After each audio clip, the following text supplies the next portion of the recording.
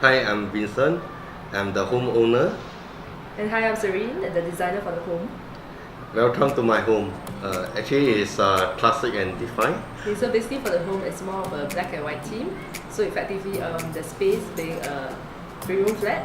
So to maximize the space, we kind of tore down the storeroom to actually, and using a black and white theme to maximize the whole space visually. Favorite part.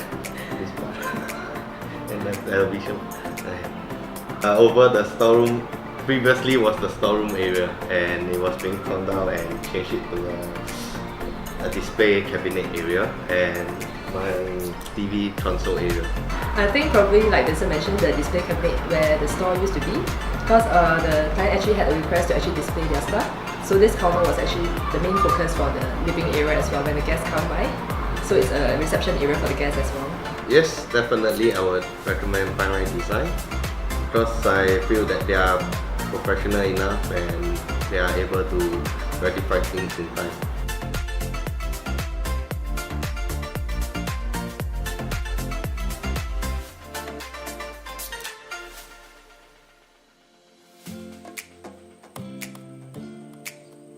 Bye. Thank you for watching.